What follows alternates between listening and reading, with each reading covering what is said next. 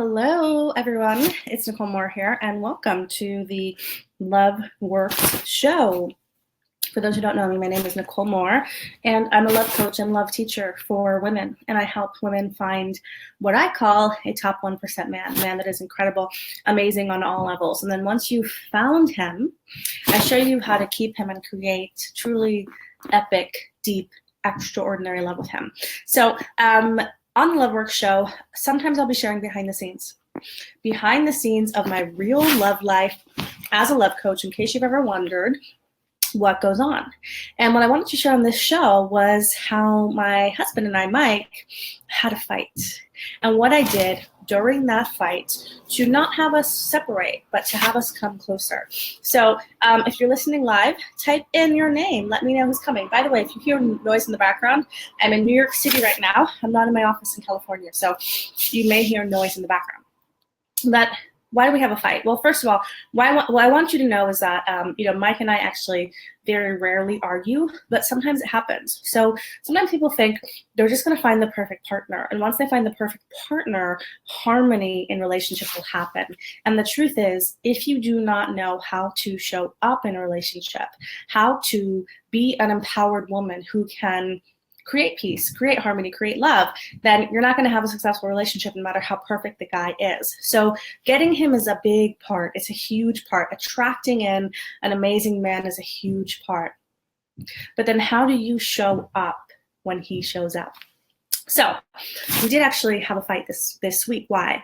Well, I had gotten crazy food poisoning literally right before we had to fly to New York with my 11-month-old son, Luke. So if anybody has ever traveled with the baby, hey, Ashley, if anyone has ever traveled with the baby, you know that in itself is stressful. Then we're here in New York City. We're staying at my parents' house. My son, Luke, isn't sleeping throughout the night at all. He usually does, but his routine has been changed. And all of the beds in my mom's home, she has this incredibly beautiful home, but all the beds are kind of uncomfortable, and she always gets hot at night, so she doesn't have thick blankets, and so we were feeling uncomfortable. And then Luke isn't sleeping through the night, so hey, Gabby. So we had that added pressure. Then we also got all sick. If you can hear, I might have a little bit of stuffy nose. Then on top of that, we all got this insane, flu-like cold. So things stacking up on top of each other, stress. In addition to that, I was in New York City for a 3-day business mastermind. So I was having to give a lot of energy, meeting lots of media people, just full on. And Mike was full on. And so most couples, when they just have a little bit of stressor, will start to fight. It took a lot of things for us to have an argument. But here's what happened. Luke wasn't sleeping through the night. I wanted Mike to sleep in the room with him, to watch him, because I needed to have my energy. Gabby's saying, love the hair. I have that weird cold flu. Yeah, must be going around New York. It's insane. So we were kind of not understanding where Mike should sleep that night, because we were kind of like round robin through all of the different sleeping scenarios in the house. My mom has it's actually 3 apartments combined together. It's a crazy amount of space. But we were trying to figure out where to sleep, and we had competing desires. So my desire was, I need to be rested for my event. I'm going to be meeting so many media and people, and I wanted to have energy. Mike also wanted to sleep too, right? So competing desires. How often does this happen in a relationship where it appears to be difficult to satisfy both people? Hear me on this, because this is the start of a lot of fights. 2 competing desires. Hi, Rebecca. 2 competing desires. And what do people do in that situation? Well, most people go into the space of me versus him. And that's step 1 for how do you stop fighting with your partner. So you have to understand, and this can be if you're dating too. Most people, when they are stressed, so financially stressed, sick, having a bad cold, your kids going crazy and not sleeping, work, whatever, your body. Most people, when they are stressed, they go into a state of separation. Me versus them. But hear me on this. You cannot have an amazing relationship if you're coming at it from me versus him. And it's not always me against him. It's me trying to get what I want through him. Me deciding that he has to act a certain way for me to be okay. Does that make sense? Gabby's saying, totally in a situation like that with one of the guys I'm talking to. Yeah, so this will be helpful for you. So we tend to go into me, them. And then I want you to imagine this. It's like we're standing in front of that person. So like if you were in front of me right now, we're looking at the other person in front of us going, you are separate from me, and somebody has to win and lose here. Some of you probably spent years in bad relationships in this place. I know I did. And if you're going to have an amazing relationship and use every fight to get closer, you have to know this one thing, and that's step one. We are on the same side. We are on the same team. So Mike and I have a rule that I created in the beginning of our relationship, that even when we're in a disagreement, we remember that we're on the same side. I created that because I have a vision. So I believe women are the emotional leaders of relationship. The man plans and implements, but the woman is the one who holds the vision for how the relationship moves forward. And that's not being masculine. The woman holds the vision and then smartly communicates that vision to a man so he can implement it. So my vision of a relationship was, before I even met Mike, one where there was so much harmony between the two of us that we could really ascend to these amazing levels of deep love, because I knew I can't have the partnership that I want if I'm fighting someone else. So step one when you're fighting is this is something you can do internally and just remind yourself we're on the same side. Or you can actually go side by side to him. So this is just a tip about men. Most men communicate better when they're side by side. So like you want to have a conversation with him in the car, when you're walking. If you ever watch men, most of them, even when they're together, like if they're in a setting, they'll sit side by side. But if you do that energetically, you remember you're on the same side. And then what do you do after that? Well, if you remember you're on the same side, then you don't want to win. So A Course in Miracles says, would you rather be right or would you rather be happy? So you have to give up the desire to be right and to prove, because every time you do that, you never actually win. You become smaller. The ego, your fear-based mind, is going to tell you to win, I have to separate from this person and prove myself. But that's not the way of love. And I'm not telling you to be a doormat. I'm going to show you how to turn this around to get what you want. But you can't get it if you're me against him. Now, here's what stops women from going into we're on the same side. The past. So most women in an argument with a man are not just arguing with the man in front of them. They're linking, because women's brains link similar events. Our brain does it automatically. So if your man is late, or in this case, Mike was kind of being snippy with me when like he was sick, and that was my main point of contention. Like he was kind of being like snippy with me, and he's never really like that, but we were just under so much stress. And I think he thought I wasn't being considerate of his need to sleep, because I was like, well, I'm going to this event and we work together in our business, but I'm the driver of the business and I have to do this and I have to have the best energy. So he felt like I wasn't taking him into consideration, and I felt like he was being snippy to me, right? So just giving you the background of the argument. But what most women will do is, in that situation, he's being snippy to me. What are all the other times in the past someone was snippy to me? And our brain links all the other times. So it does it with the man in front of you. It also does it with other men. And all of a sudden, what happens is you feel the problem is way bigger than it is. And you have to know this as a woman, because you've got to stop it. Because if you don't, you're going to go into me against him, because you're going to feel attacked. This is why number one is so important. We're on the same side. A Course in Miracles says, in my defenselessness, my safety lies.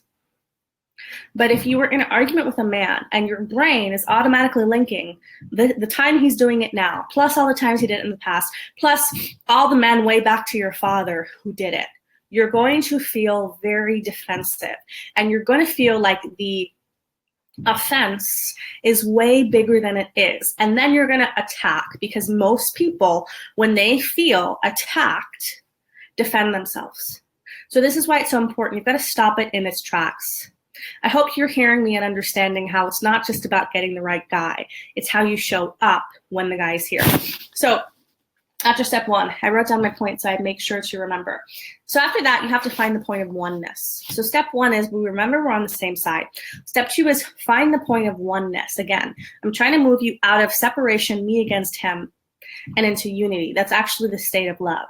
A Course in Miracles says the other person is you. And how you see your brother, how you see the man in front of you, is how you see yourself. So you have to move to a place of oneness. How do you do that? Here's a simple mantra to remember. It's, we want the same thing. We want the same thing. So when you're in a moment of disagreement, by the way, you can use this for anyone, not just with men. All of the love works method trainings that I teach work for everything, including business, including family, including love, of course.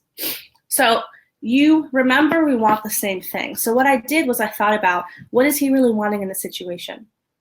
And I saw Mike was really wanting to feel cared for. He was really wanting to feel connected. He was really wanting to feel loved. Mike is willing to stay up all night long with our son, who was not sleeping in New York City, just so I can have energy to go and do my meetings the next day. He's an above and beyond man in every sense of the word. But what he deeply desired was to feel like he had some space too. He wanted to feel like, I'm willing to do this. I'm willing to put Nicole and Luke first, but I want to have some space for me too. I want to be acknowledged. I want to feel like my input is valuable. And he didn't feel that when we were trying to figure out like all the different rooms he could sleep in so I could have sleep and so Luke could have sleep. And what did I want? I wanted to feel close. So I'm staying here with my family. For those of you who have followed me for a while, you probably know my family history. Well, it's a lot better now. It's not, there can be a lot of charge when staying with your family. So what I wanted was for us to be this close, united energy. I wanted to feel like, even in the midst of whatever energy we're here in New York City, we were together. But we're both wanting the same thing. We're both wanting acknowledgement and we're both wanting love. I wanted him to be sweet to me. He wanted me to be sweet to him. And when you understand we're on the same side, what happens is you soften.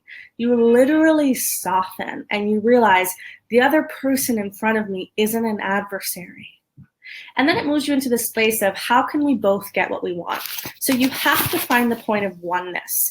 You have to find how the person in front of you isn't an adversary. They're similar to you. Luna's saying, just dropped in, great topic. Yeah.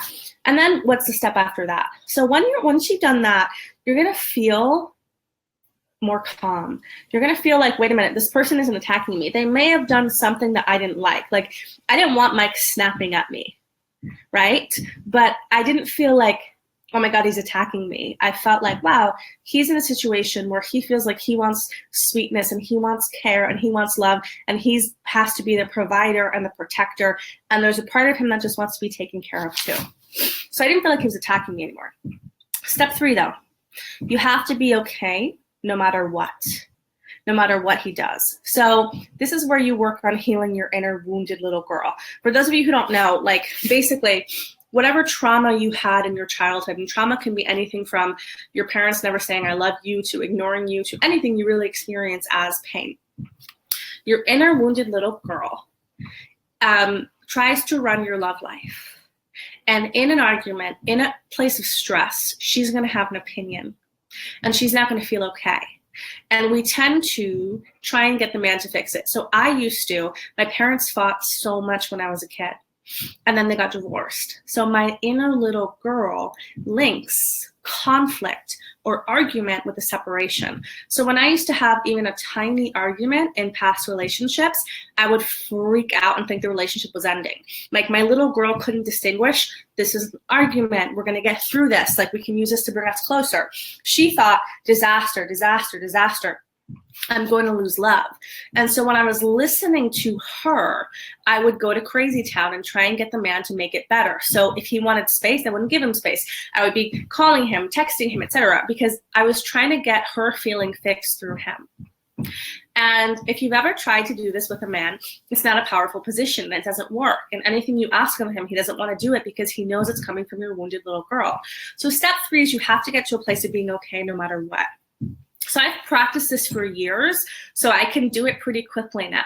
But I sat and because what happened was, the night that we had this disagreement, Mike he went back to go sleep with Luke and he didn't really say goodnight to me or kiss me goodnight, and he always does that. So I was like, okay, I can tell he's going through something. And I checked in, I put my hand on my heart with my little girl and I asked her, like, how are you feeling in this moment? And are you okay? And like I said, I've been doing this for a long time that she was pretty okay. But in the past, she would have been insane. She would have literally thought that the relationship was ending and so she wasn't safe because she linked her safety to what was happening with a man. But I checked in with her And I let her know we were safe. And I just kind of spent time with me. I think I journaled. I got to a place of feeling centered. And that's what you have to do, because your point of leverage with a man comes when you're in that place of, I'm okay no matter what you do, but here is my request. Then step 4 is communicate your desired feelings.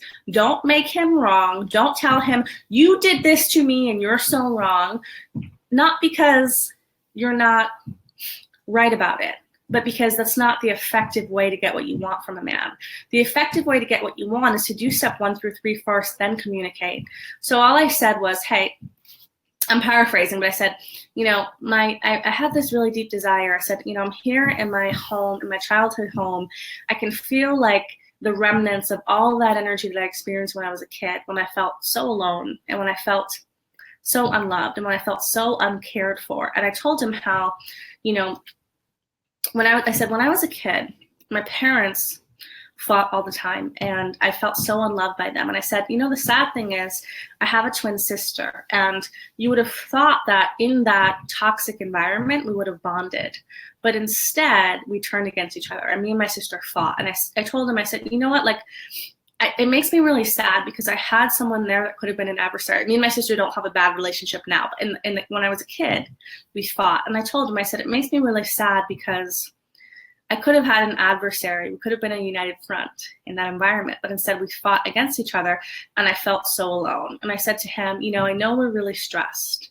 I know we're in this environment that feels uncomfortable, but I just really desire that we can be that united front and we can be on each other's side even when we're stressed. I communicated my desire from a real emotional place. Can you see how that's very different than, don't snap at me. Why are you snapping at me when you're sick? Which is what most women would do. And they think that arguing with a man is the way to get what you want. Have you ever noticed that men don't pay attention to you when you're yelling at them and angry? I'm not telling you not to feel your emotion of anger. That's actually step 3 of being okay no matter what, is you feel your feelings fully. And then you communicate. So I communicated my feelings, and he got right on board. And he sent a text message the next day, I'm so sorry, you don't deserve that. And this is a minor offense, but this is how good of a man Mike is. He just took complete responsibility. And then we got on the same side. And then we were able to be really sweet with each other, even though Luke still wasn't sleeping through the night. We're still stressed. I don't know if you can hear me, but I'm getting over this cold. But we're on the same side. And then step 5 is give him space to integrate your request. So Mike pretty much integrates my request immediately. He's really good about that. But some men need time, and some women, they'll make a request of a man and they don't give him the time and space to integrate. And that's an important step for some women. Luna's saying, it seems like you've moved through anxious attachment and even the neurological attachment trauma to get this centered space. Curious how you got there, as the anxious attachment can override. So I got there over time. You're doing the work, Luna. You're in Get and Keep Your Man. You're exactly where you need to be. How I did it was I dated for growth. How I did it was I used every single experience, only looking at it from this perspective of how is this here to help me heal. So the short answer is I went through it. I attracted in people. I watched my anxious attachment style. I noticed how crazy it was. I said, thank God my man isn't here yet because I need to heal this. And I did all the work that I tell you to do in Get and Keep Your Man to heal it. And over time, it got healed. So you're doing everything you need to do, but to heal an anxious attachment style, which for those of you who don't know what it means, your anxious attachment style, if a guy doesn't call you back and you're freaking out, your anxious attachment style, if you have a fight with your partner and you feel like it's the end of the world and you have to do everything you can to make him win back his love, or else you're not going to be okay.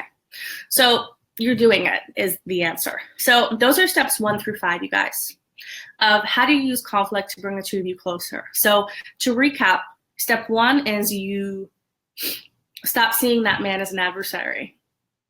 And you decide we're on the same team. Sorry, this is shaking so much. We're on the same team. Step 2 is you find the oneness. You find how you're similar. You find how you both want the same thing, and you step into a place of compassion.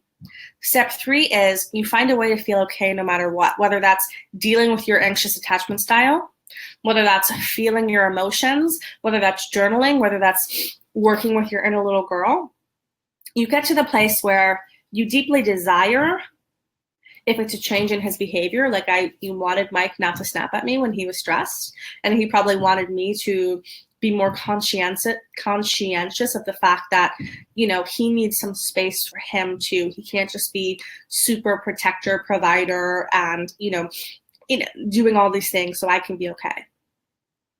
But you find how you want the same thing, and you become okay. Really, you become okay before you ask him. And then you communicate your feelings, your desire, your vulnerability. And then you give him space to integrate your request. Some men will shift immediately. Some men need a little bit of time. So I hope that was helpful for you. I have some time to take a couple of questions. So if you have questions about this content, type them into the chat box. In the meantime, while I'm waiting for questions, here's one thing I want to share. Attracting in a really great guy is a key piece to this formula. So there are some things I shared, like Mike, he'll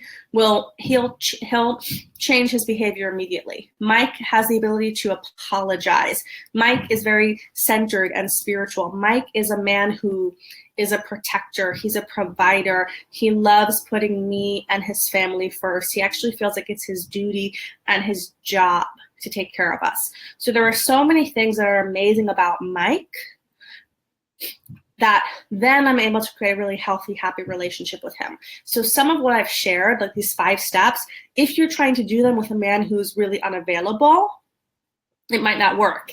If you're trying to do them with a man who's very wounded, it might not work. So attracting in the right man from the get-go is such an important piece. Attraction is a critical piece.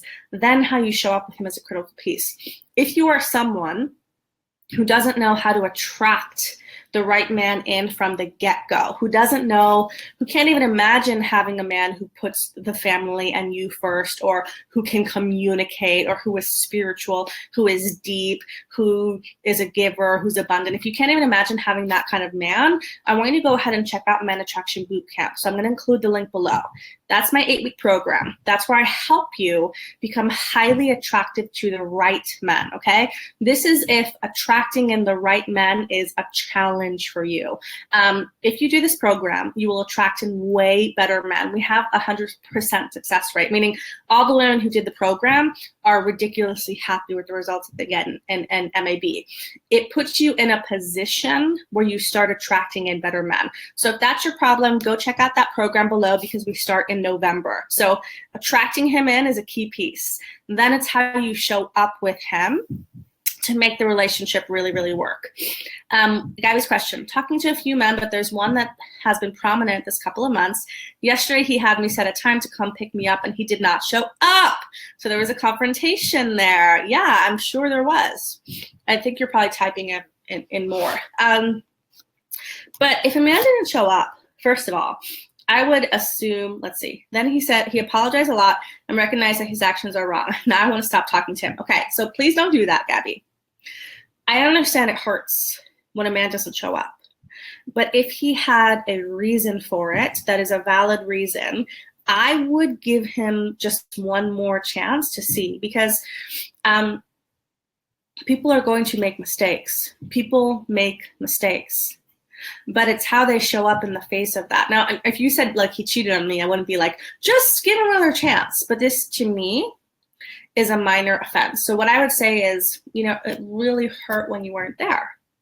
I have to be honest, it really hurt when you weren't there. I felt like maybe, you know, you don't really care about me and you forgot about me. And that really hurt. And I don't want that to happen again. And I'm just curious. What was your reason? Like, what happened that got in the way? And then see what he says. It sounds like he's already apologized. So here's the thing, Gabby. Your brain is going to do what I talked about on earlier. Your brain is going to link him not showing up one time to every single time you've ever been disappointed in the past. And then you're going to feel like the offense is bigger than it was. And then you're going to shut down your heart. And women, we cannot have a happy relationship if we shut down our heart. So if you followed me, you know I've been through so much pain in my love life. But we create what we defend against, says A Course in Miracles. So if you let this, Gabby, you communicated that you're upset. Yeah, great. So you communicated. Now you've got to give him a chance to see if he shows up differently. So listen, you guys, when I first started dating Mike, he did some things, like he hurt me sometimes. Like, people were human. But what I liked about Mike was that he came back, he apologized, and he changed his behavior immediately. So if he does that, Gabby, then for me, I would say that's something you can continue moving forward. If he doesn't, if this is a chronic pattern, excuse me, then I would stop dating him. But you have to be wary of this thing, really this thing that women do, where it's like, poor men, like, it's not just their one thing that they do, it's every other man in front of them. So if you're doing that, you know the tools to shift that. Okay, you heard me, great. How to remain centered when he's taking space. So on a thought level, Shoshani, you get that no matter what happens with him, you're going to have your love desire. No matter what happens with him, you're going to have your desire. If you make him the source of you being able to have the love that you want, you will feel incredibly anxious. You will. You'll feel crazy, right? It's like if you're starving and you're like on a desert island and you're starving and somebody comes up and they're like, here's a pizza, and then they start walking away, you're going to run after that person because you think, oh my God, this is the only source of food I'll ever have, right? It's a natural reaction when you think that there's only one of something to grasp. So on a thought level, you have to get that you can create again if you know how to manifest, right? If you know how to manifest, it's like baking a cake. If you attract in one man, you can attract in even better. On an emotional level, you have to distract, not with unhealthy things. Go to a movie with girlfriends and laugh. Go to the spa if you can, if that's in your budget. Go places where your cell phone doesn't work, and distract, and there will come a space. You can also meditate. You can also journal. Do whatever it takes to get you back to feeling okay no matter what. There's a part of you inside that's okay no matter what this guy does. And your access to that is your power. All right, last question, Valerie. How do you handle a man who uses abusive words to get a point across? I go into defensive mode. Okay, so this is a different situation. Remember what I said, these steps don't work if you are dealing with a man who is off. So what you want to do is not fight him. What you want to do is just say, ouch, those words really hurt. And be silent. You're trying to see if this man can understand empathy. So sometimes people are abusive, Valerie, and they don't understand empathy. And they're not going to change their behavior. If you're in an abusive situation, I encourage you to get out of it. And listen, I was with someone who said very abusive words to me, and it took me a while to get out of it. So I have a lot of compassion and respect for women who are with men who do not treat them as well as they know they should be. Because some part of you might believe that there's nothing better for you. And so you take it. For me, I had linked criticism with love. My inner little girl linked criticism with love. So when I heard critical words from my partner, some part of me thought that was normal. So don't fight. And you're saying you're in defense mode because you feel attacked. So you know how I said A Course in Miracles says how you see the other person is how you see yourself. If someone is hurling angry words at you, that is a reflection of how they see themselves. It really has nothing to do with you. So to give you an example, my ex, who was emotionally abusive, one of the things he said to me was, "You're lucky I'm with me. No man will be with you." He also said no white men are going to want to be with you, crazy stuff. And that wasn't a reflection of me, though. It was a reflection of his deep-seated unworthiness that he was projecting onto me. So how you see another person is how you see yourself. And if you get that, it's not that the words don't hurt, but you will get that you're not being attacked. So I want you to see it, Valerie, as if there's a mirror in front of you. And all the words that he's screaming at you, he can't even see you. He's just looking at himself in the mirror, and he's screaming those words to himself. That's moving into the compassion and the oneness. I'm not telling you to take his shit. I'm very strong on, if you're with an abusive man, you must get away. It's too much work to try and make an abusive man into an amazing man when there are so many other men out there that you can attract in who are way better from the get-go. But I wouldn't try and fight this man. I would simply say, ouch, those words hurt. And see if he can come to a space of understanding.